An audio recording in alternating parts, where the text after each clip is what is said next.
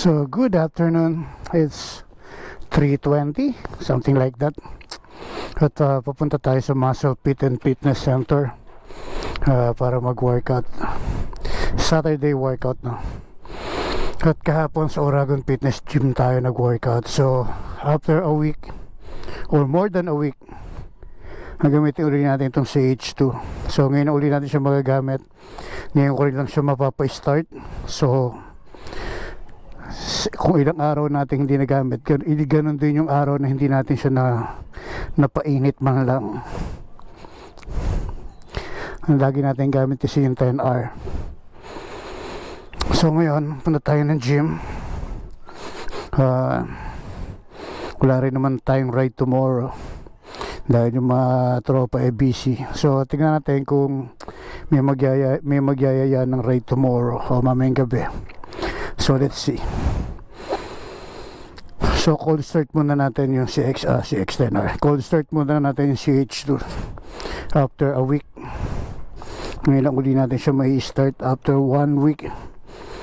So let's go. Cold start ng Kawasaki ZH2.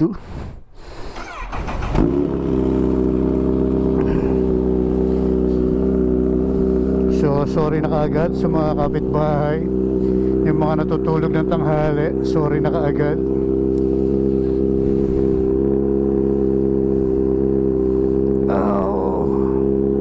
Ayoko talaga na naka-gloves. Pero for safety purposes, gamit tayo ng gloves.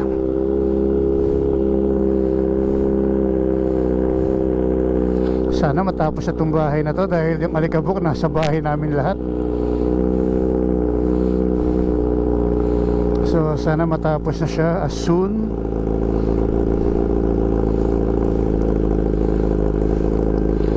So bukasan tayo ng cardo para malaman natin kung may nagme-message sa atin.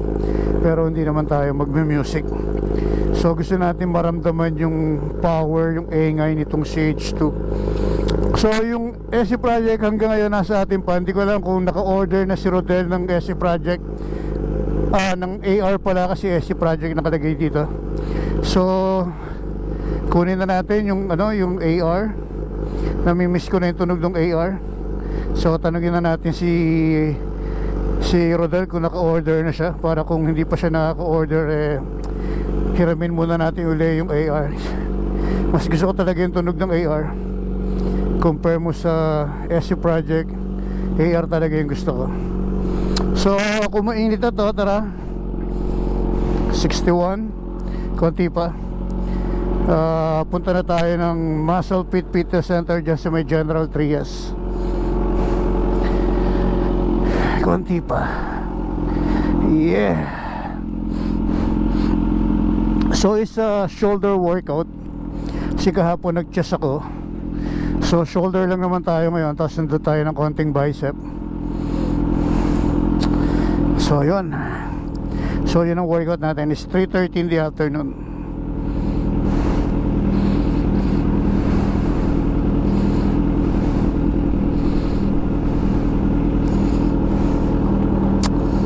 Let's go. Let's go sa go.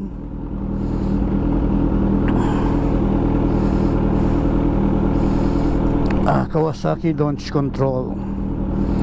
So 3:30 darating tayo siguro daw mga 4 o'clock o mas maaga sa 4 o'clock. Mga 1 hour workout lang naman to. Tapos kape lang tayo sa Starbucks, tapos uwi na tayo. Wala rin man tayong tambike ngayon dahil wala rin naman nagyayakag ng tambike. So walang tambike, walang ride tomorrow. Yun na yun.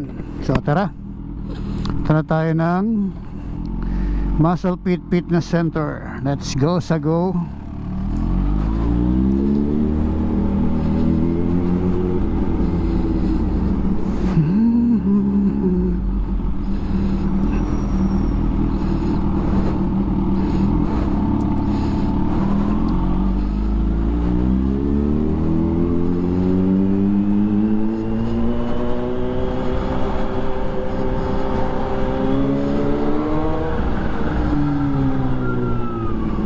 Sorry mga kapitbahay, hapon na naman.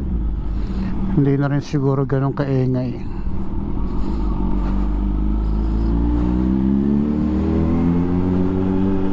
Yun, oh, may nagsasayaw si ate. Oh, TikTok is live. TikTok is live, di ba? Ford.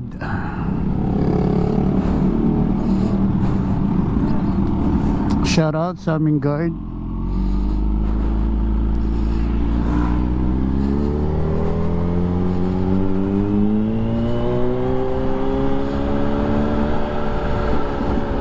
So hindi ko na naman alam yung settings, yung level ng camera ko dahil lagi natin gamit yung 10R. So okay naman siguro yung level ng camera ko. Meron tayong isang followers na nag-message sa akin na nahingi ng sticker. Kaso hindi ko naman siya na-message ngayon na palabas na ako.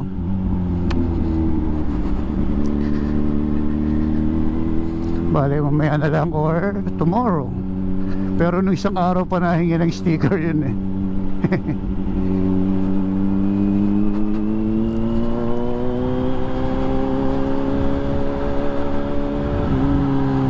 Bomba. Bomba, bomba. So chill lang tayo. At least hindi Joey Albert ang pinapakinggan natin ngayon. Wala tayong music ngayon. Kahapon Joey Albert yung pinapakinggan ko sa ano eh.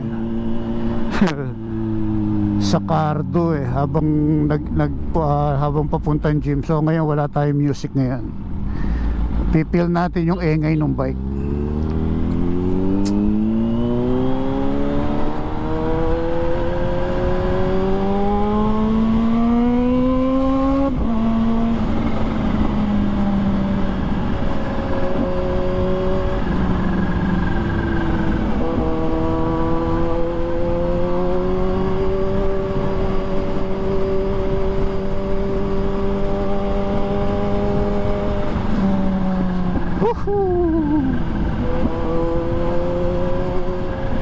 Yung AR, pag yun ang gamit ko at wala akong music, yung ingay niya pumapasok sa loob ng helmet.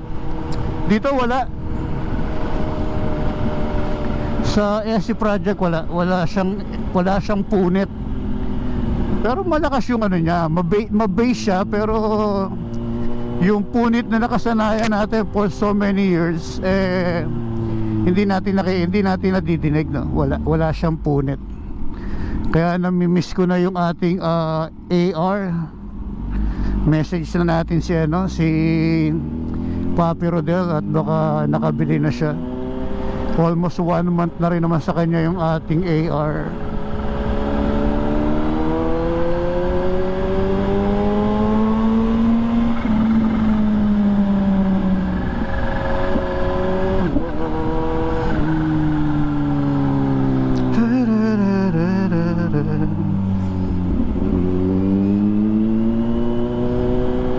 Iba talaga ang grip ko pag merong gloves sa wala.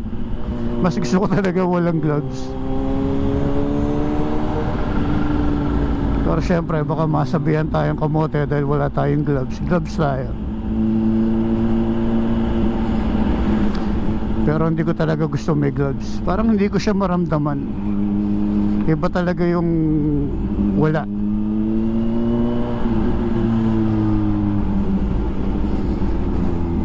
So okay lang yan, di tayo nag-iisa. Marami-rami tayo nag-overflow, nag-counterflow. So dito na tayo.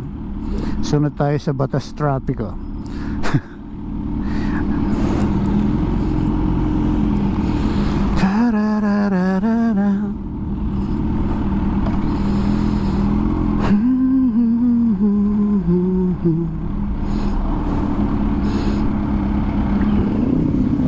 Yun, no? Ayun, no? Oh baby, hindi naman ako nagmamadali, kaya una na kayo lahat. Hindi naman tayo super nagmamadali dahil mag-workout lang naman tayo. Wala naman tayong lakad, wala naman tayong mapupuntahan kundi mag-workout at magkape after.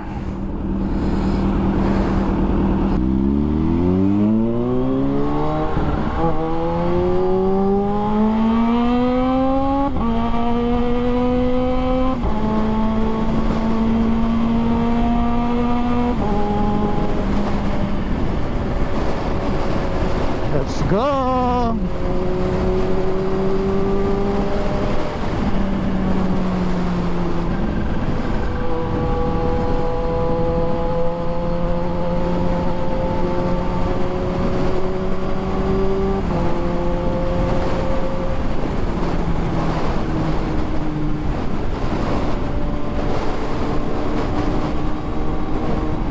Lakas ng hangin.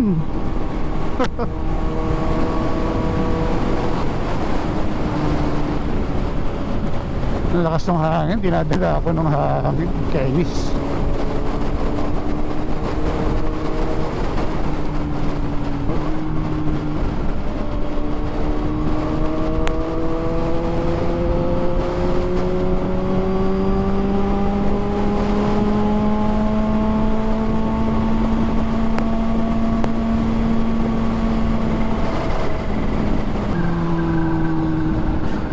Lapit na tayo sa Shuttle's Best.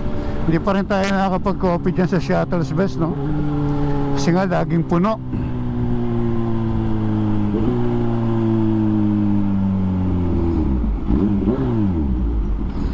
Si ate na-request pa ng bomba.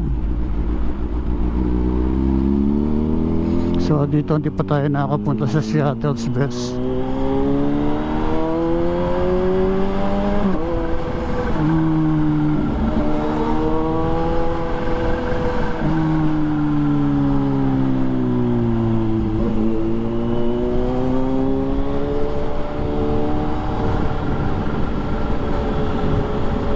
So ngayon papunta tayo sa Muscle Pit Fitness Center para sa ating shoulders workout.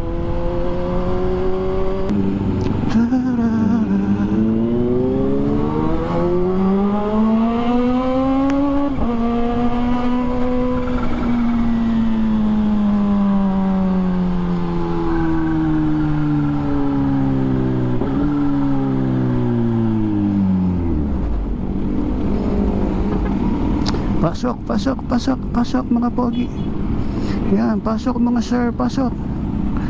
Ikaw nakabike saan ka pupunta? Pasok, pasok. Yan, very good.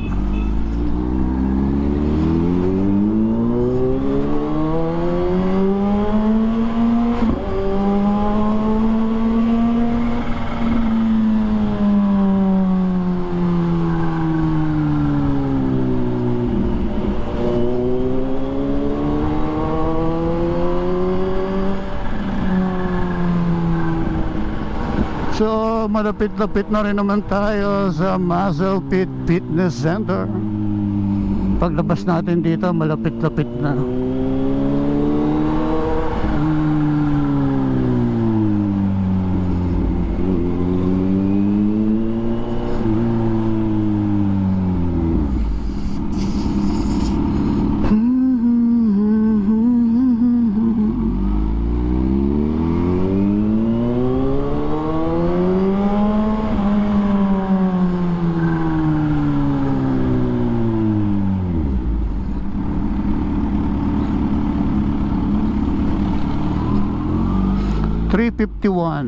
So walang alas 4 nakarating tayo sa gym, ha?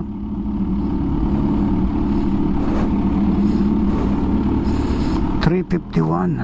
Yeah.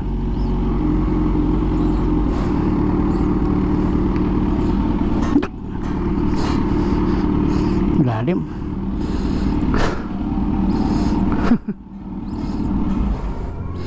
Lalim naman nun. Napahindot tuloy ako, sorry. Lalim pala doon. Buti na lang hindi ko binaba. Kung hindi, dire-diretso tayo sa baba. Bro, kamusta?